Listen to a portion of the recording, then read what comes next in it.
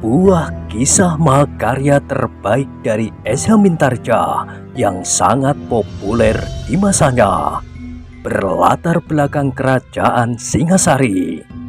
Dengan bangga kami persembahkan kepada sahabat Permata TV tercinta semuanya, dengan judul Kisah Pelangi di Langit Singasari.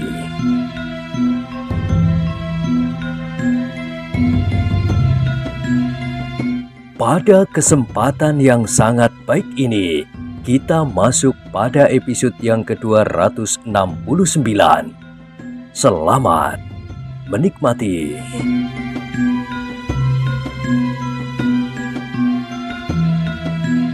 Pada episode sebelumnya telah diceritakan, Ken Arok tidak segera menjawab, seperti keheranan menjalar di dadanya.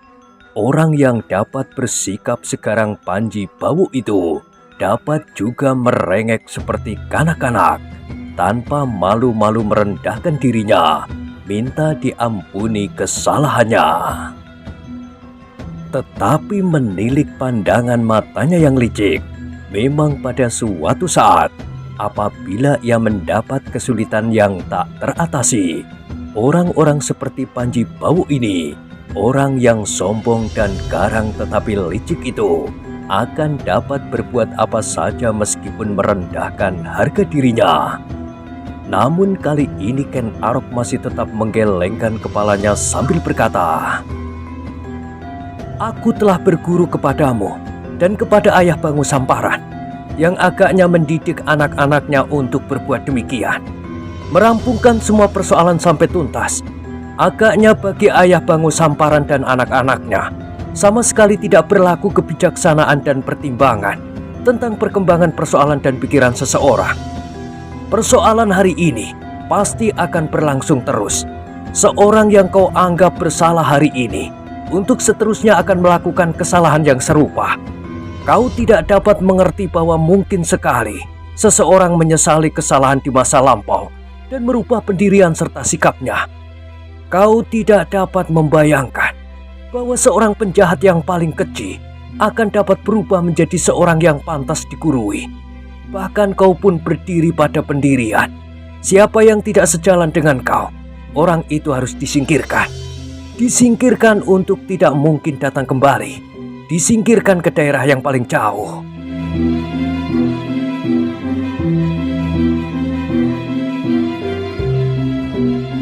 Ken Arok berhenti sejenak.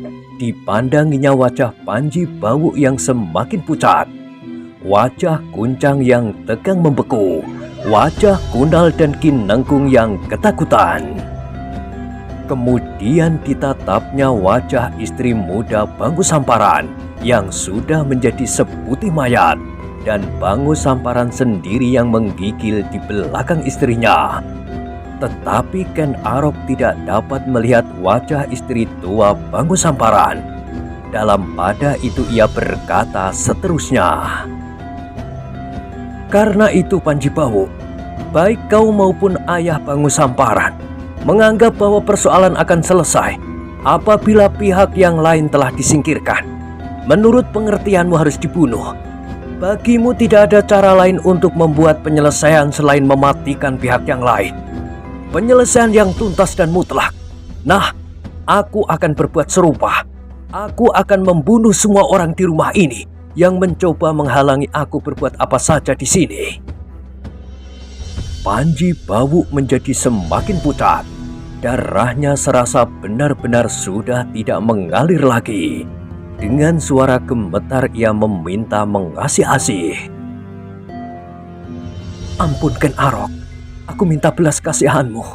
Aku minta kau menghidupi aku. Aku akan tunduk kepadamu, apapun yang akan kau kehendaki." Tetapi dengan demikian, persoalan tidak akan selesai. Pada suatu saat persoalan akan tumbuh lagi. Kalau seberkas perhiasan itu nanti jatuh ke tanganku, maka kau pasti akan mencari jalan untuk merebutnya. Kalau kalian di sini mencemaskan bahwa aku akan membawa kawan-kawanku prajurit Tumapel untuk menangkap kalian, maka aku pun mencemaskan kalian bahwa kalian akan memanggil semua penjahat dari ujung sampai ke ujung Karuman dan akan merampokku. Tidak, tidak.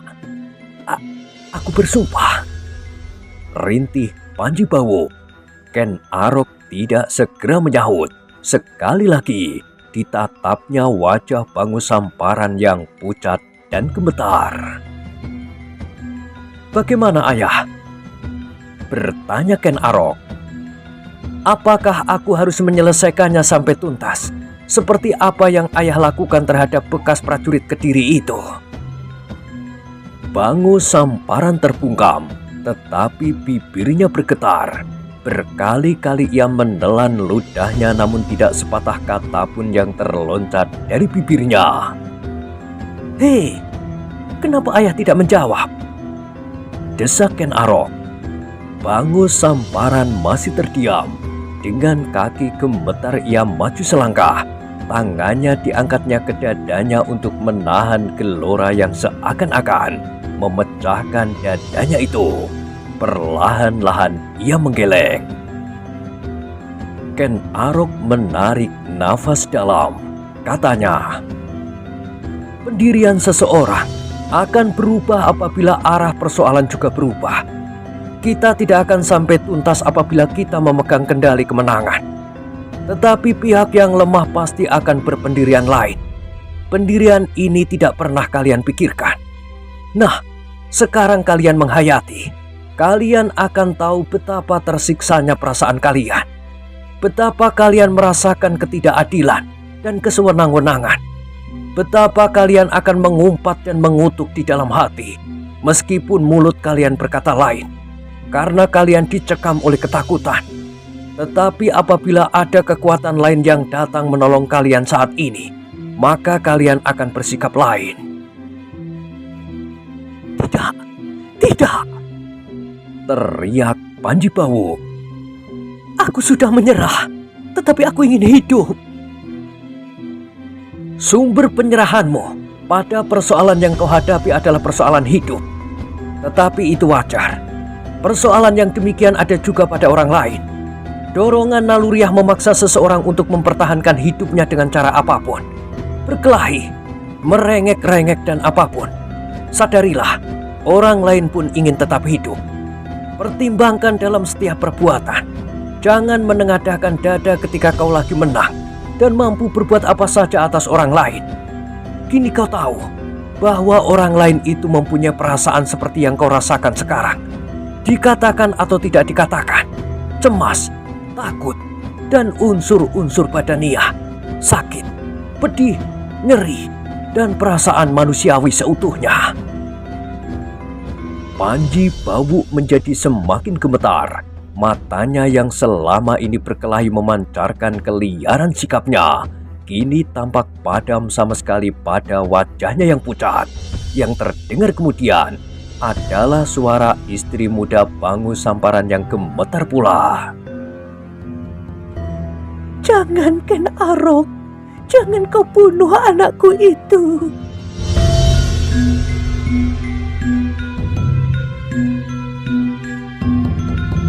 Ken Arok berpaling.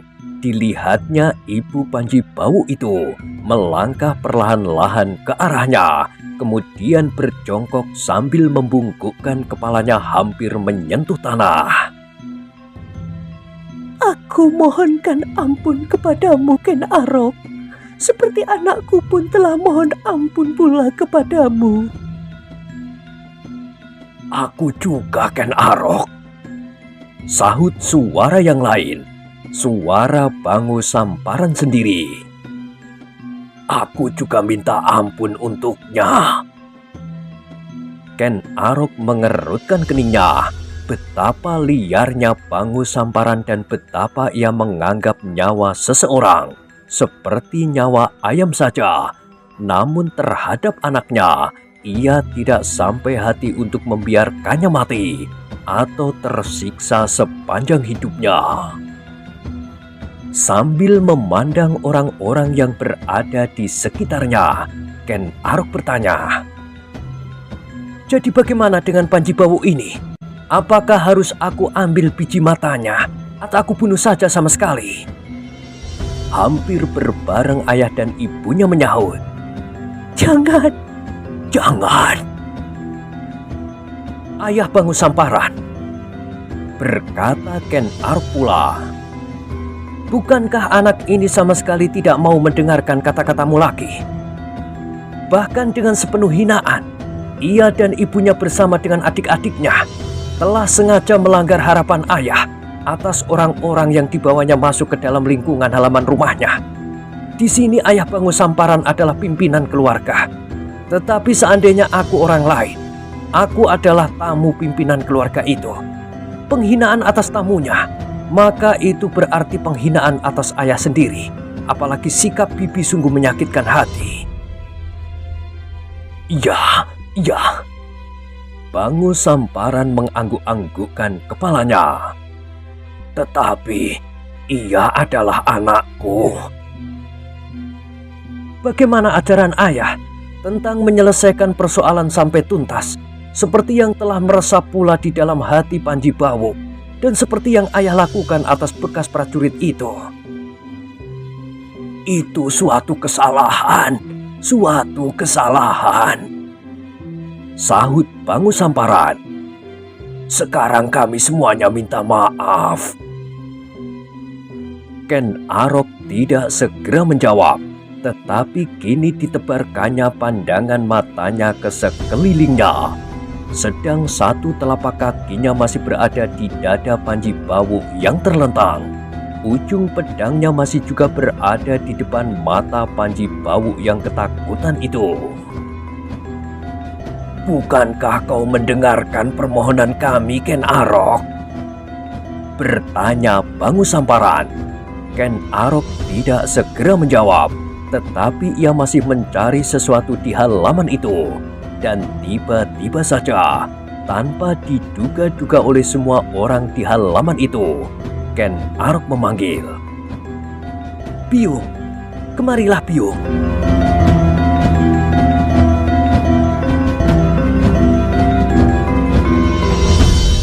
Semua berpaling, memandang ke arah pandangan mata Ken Arok.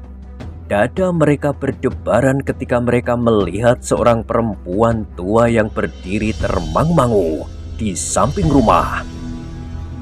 "Kemarilah." Sekali lagi Ken Arok memanggil. Dengan ragu-ragu orang itu melangkah maju, tetapi kemudian ia berhenti. Sorot matanya memancarkan berbagai pertanyaan yang bergelora di dadanya. "Aku memerlukan pertolonganmu, Ibu," berkata Ken Arok kepada perempuan tua kurus itu. "Kemarilah." Perempuan itu maju lagi beberapa langkah. "Nah," Ken Arok berkata seterusnya, "sejak aku pertama-tama menginjakkan kakiku di halaman ini, di masa aku masih terlampau muda, maka perempuan tua itulah yang memelihara aku.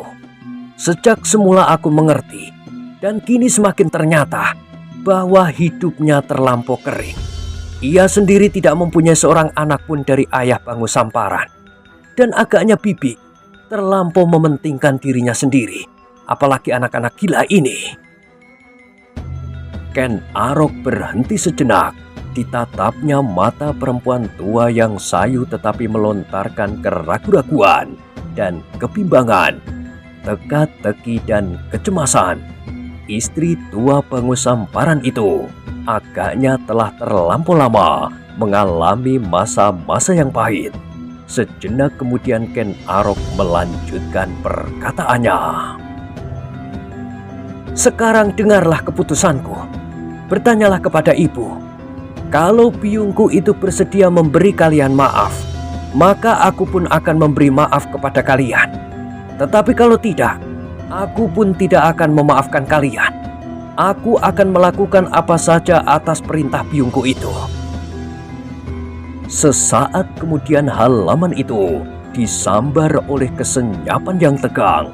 Bahkan Ken Arok sendiri menjadi tegang. Sepercik penyesalan merayap di hatinya. Ia telah berbuat terlampau tergesa-gesa di luar pertimbangan nalarnya. Apakah kira-kira yang akan dilakukannya seandainya perempuan tua yang kurus dan kering itu telah dipenuhi oleh dendam dan kebencian? Apakah ia akan melakukan seandainya perempuan tua yang selama ini tertekan itu melonjak oleh ledakan kebencian yang selama ini terhimpit di dasar perasaannya? Dalam ketegangan itu, dada Ken Arok sendiri menjadi berdebar-debar.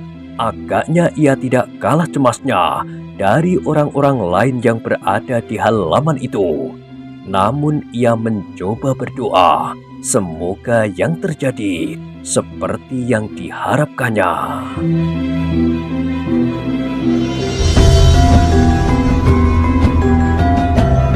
Perempuan tua, istri tua Bangu Samparan itu tidak segera berkata sepatah kata pun.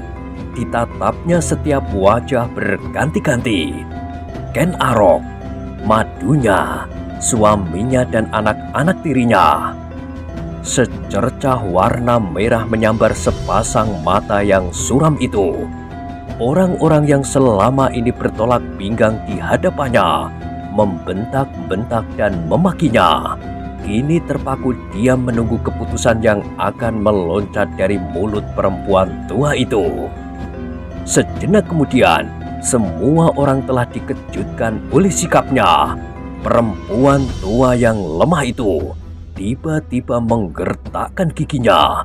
Wajahnya yang suram itu seolah-olah menyala, menyalakan dendam yang selama ini tersimpan di dalam dadanya, dada yang tipis dan kering. Dengan sorot mata yang mengerikan, perempuan itu melangkah maju. Selangkah demi selangkah semakin lama semakin dekat dengan tubuh Panji Bawu yang terlentang di tanah di bawah telapak kaki Ken Arok. Sebuah desir yang tajam tergores di dada Ken Arok. Kemudian terasa darahnya menjadi semakin cepat mengalir. Yang dilihatnya kini bukanlah seorang perempuan tua yang lemah dan kering, tetapi seolah-olah ia sedang berhadapan dengan hantu betina yang haus darah. Sekian tahun ia mengalami penderitaan. Desis Ken Arok di dalam hatinya. Sekarang, tiba-tiba semuanya itu akan meledak. Penyesalan yang tajam telah tergurat di dinding jantung Ken Arok. Ia telah bermain dengan api, dan yang kini api itu telah menyala, membakar hati perempuan tua itu.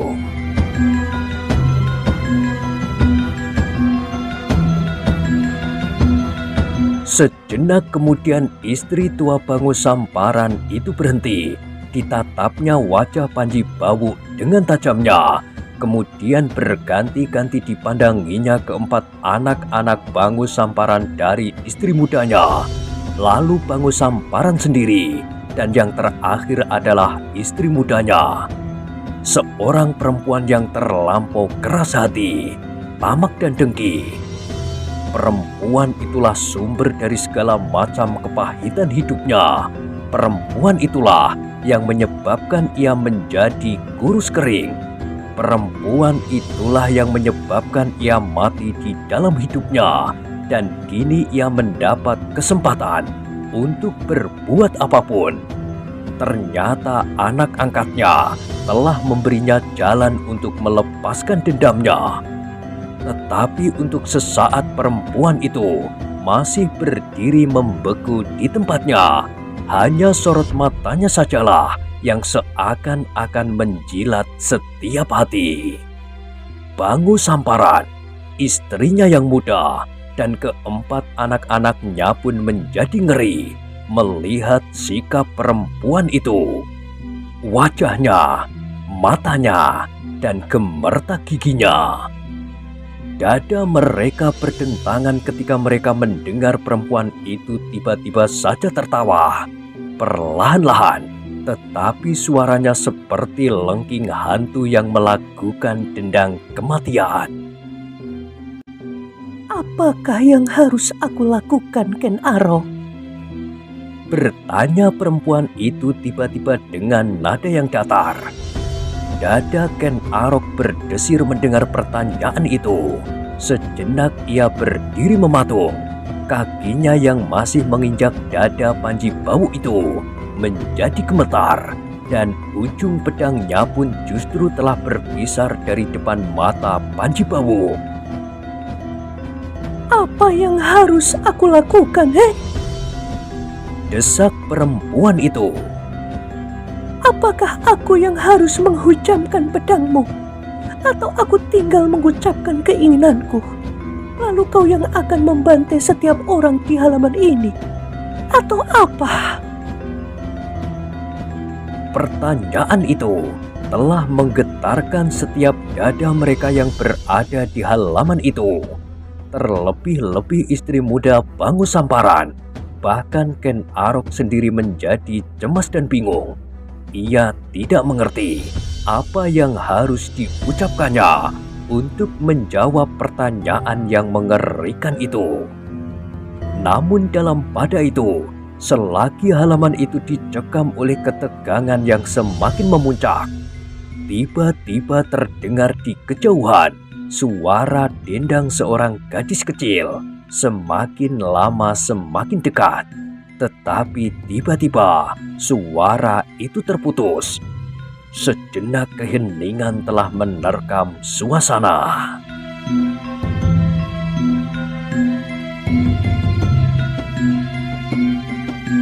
Keheningan yang tegang itu kemudian dipecahkan oleh langkah gadis kecil berlari-lari masuk ke halaman.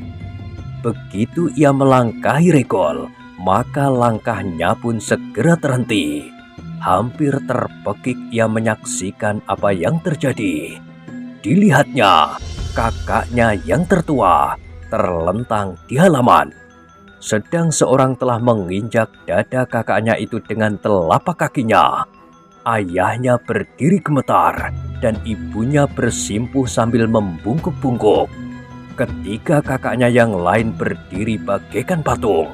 Dan yang terakhir dilihatnya, istri tua ayahnya berdiri tegak dengan wajah yang mengerikan. Ketakutan dan kebingungan telah menerkam hati anak gadis kecil itu. Namun ia tidak lari meninggalkan halaman rumah itu, tetapi justru ia melangkah mendekat perlahan-lahan. Dan tiba-tiba saja ia berlari-lari kecil, justru mendekati istri tua Bangu Samparan yang dicekam oleh luapan perasaannya yang selama ini dihimpitnya rapat-rapat. Ibu, apakah yang terjadi, Ibu? Mata perempuan itu telah menjadi merah. Sejenak ia berpaling kepada gadis kecil itu, anak bungsu Bangu Samparan dari istri mudanya. Gadis kecil itu kini berhenti beberapa langkah di hadapannya. Matanya yang jernih sama sekali tidak membayangkan perasaan dan prasangka apapun.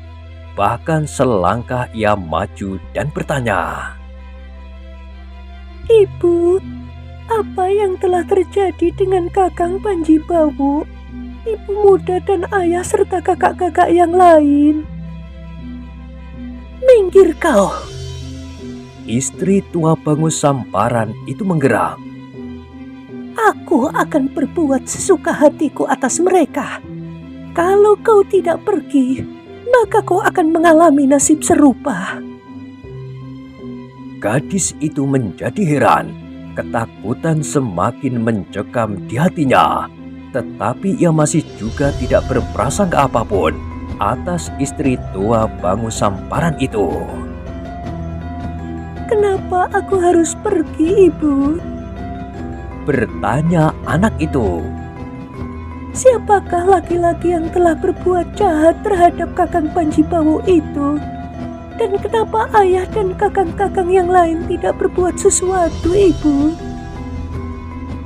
Istri tua Bangu Samparan itu tidak segera menjawab. Ditatapnya saja wajah gadis kecil itu.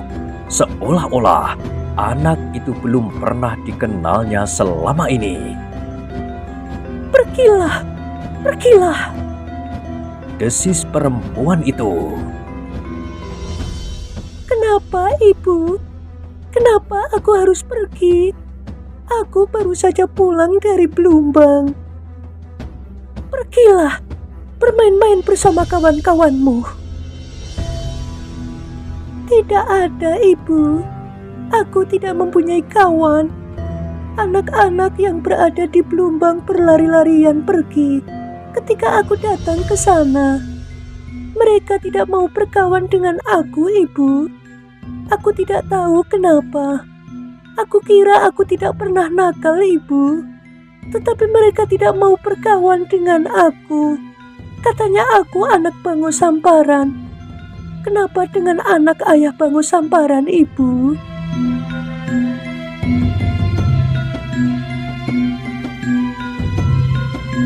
Perempuan tua itu tidak segera menyahut. Dipandanginya saja wajah gadis kecil itu semakin tajam.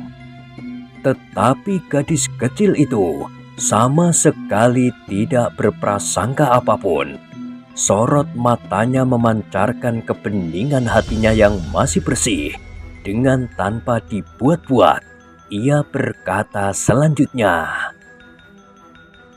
Aku sudah berusaha, Ibu. Setiap hari aku berusaha mendekati mereka, tetapi mereka tetap bersikap demikian kepadaku. Apakah itu salahku, Ibu? perempuan tua itu tidak menyahut.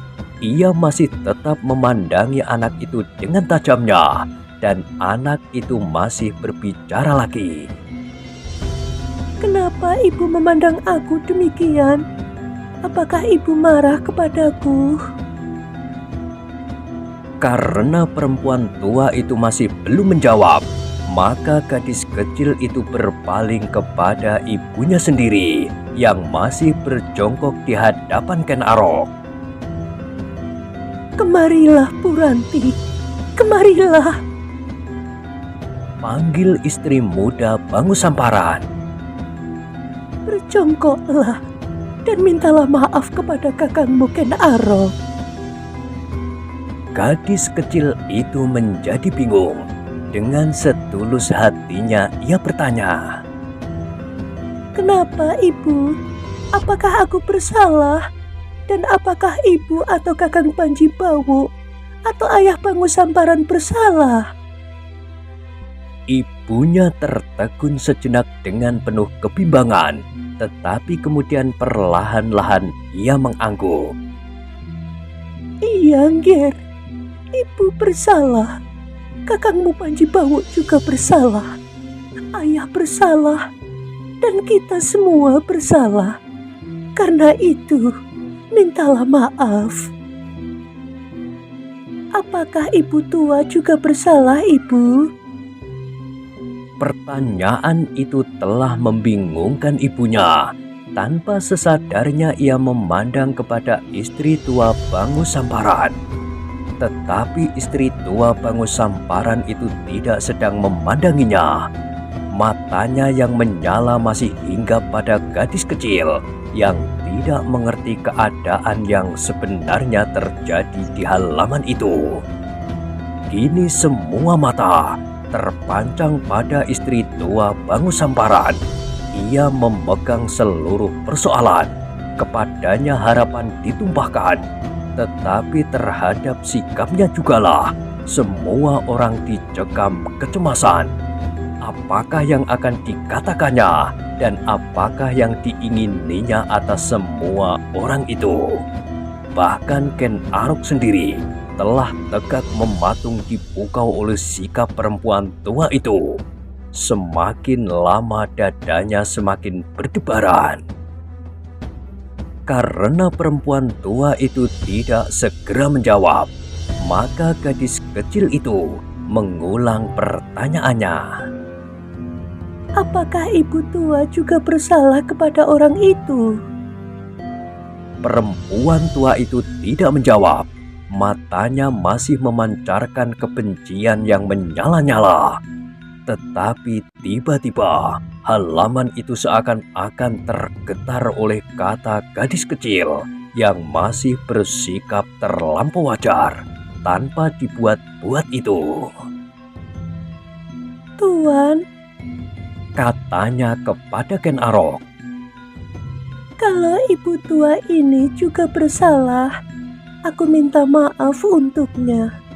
Kasihan, selama ini ibu tua selalu menderita. Sepengetahuanku, ibu tua belum pernah tersenyum, apalagi tertawa karena perasaannya.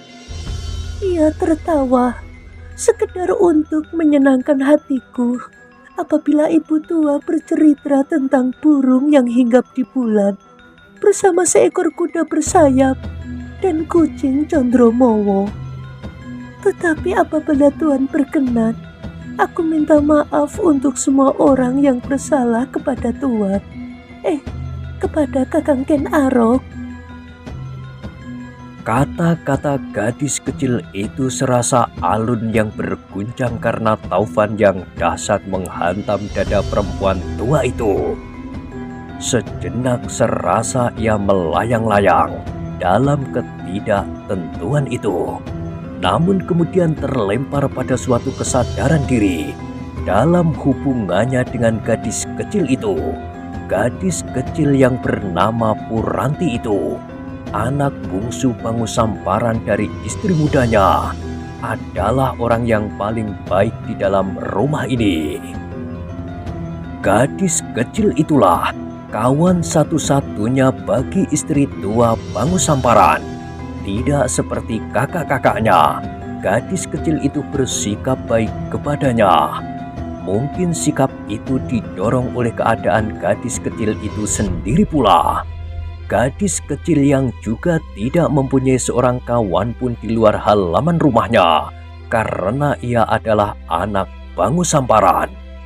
Sedang kakak-kakaknya dan ibunya itu, apalagi ayahnya, terlampau sibuk dengan persoalan mereka sendiri-sendiri, sehingga setiap kali gadis itu hanya dapat berbicara, bermain-main, dan berkawan dengan istri tua Pangusamparan. Kehadiran gadis kecil itu di rumah Pangusamparan itulah yang menahan istri tuanya untuk tidak membunuh dirinya. Bersama gadis kecil itu, ia masih melanjutkan sisa hidupnya betapapun pahitnya.